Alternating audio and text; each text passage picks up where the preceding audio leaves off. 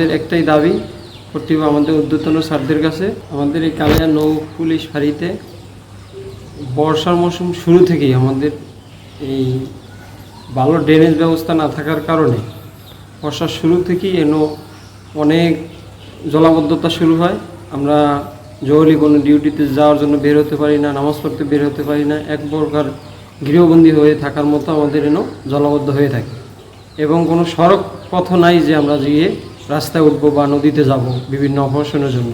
এবং যে পানিগুলো জলাবদ্ধ হয় এগুলো পর্যাপ্ত দূষিত এবং পায়ের চামড়া চুলকানি রোগ হয়ে যায়। আমরা একবার নামলে আর দ্বিতীয়বার এই পানিতে কেউ নামতে চায় না। জলাবদ্ধ থেকে আমাদের অনেক সময় না খেয়ে থাকতে হয়, বাজার করতে পারি না, বিভিন্ন ধরনের সমস্যা। এখন আমাদের একটাই দাবি আমাদের ঊর্ধ্বতন স্যারদের কাছে এবং কর্তৃপক্ষের কাছে যে আমাদের এটা পুরাটা একটু বাউন্ডারি করে দেওয়া এবং ড্রেনেজ ব্যবস্থা করে দেওয়া এবং আমাদের এই রাস্তাটা করে দেওয়া, যে আমরা সঠিকভাবে ডিউটি পালন করতে পারি এবং মানুষের সেবা দান করতে পারি, এটাই আমাদের চাপ।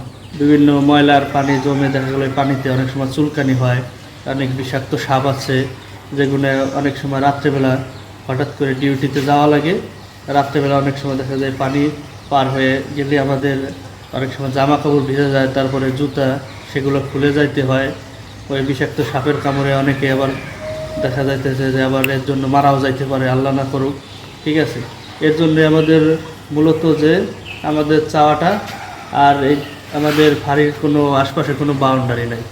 দেখা যায় আশপাশে যারা বসত বাড়ি আছে এরা অনেকেই গরু ছাগল হাঁস মুরগি পালে, ওইগুলো সব আমাদের এই বাউন্ডারির ভিতরে চলে আসে, মানে গাছ টাছ সরকারি সম্পত্তি একটা নষ্ট করার চেষ্টা করে, যাতে আমাদের এই দুর্ভোগটা এই মেন রাস্তা পর্যন্ত যাতে আমাদের রাস্তাটা হয় দ্রুত, আর সাইড দিয়ে যাতে একটা বাউন্ডারি হয় যাতে কোনো গরু ছাগল ভিতরে এসে সরকারি সম্পত্তি নষ্ট না করতে পারে।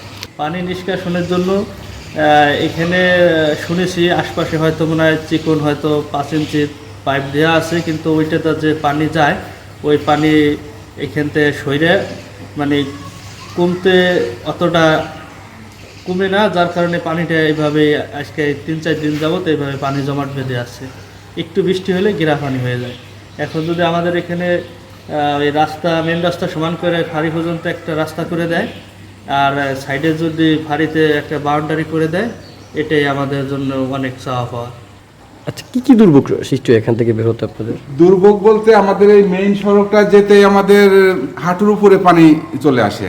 আমরা যে কোনো একটা ডিউটি বা একটা অপারেশনে তাৎক্ষণিকভাবে বেরোতে গেলে আমাদের পোশাকটা অবশ্যই ভিজা যায়, কারণ এই পোশাকটা হাঁটুর উপরে ওঠার কোনো সুযোগ থাকে না, যার কারণে আমাদের এই দুর্ভোগটার কোনো শেষ নাই। আমরা চেষ্টা করতেছি, আমাদের ঊর্ধ্বতন অফিসাররাও চেষ্টা করতেছে যাতে আমাদের এই রোডটা কোনো না কোনো যে কোনোভাবে আর কি যাতে হয়, এদিকে তারাও চেষ্টা করতেছে। আমরা যতটুকু সম্ভব আমরা কি করব, আমরা শুনতেছি হবে, এই দিচ্ছি, এইভাবে পরে আছি আর কি।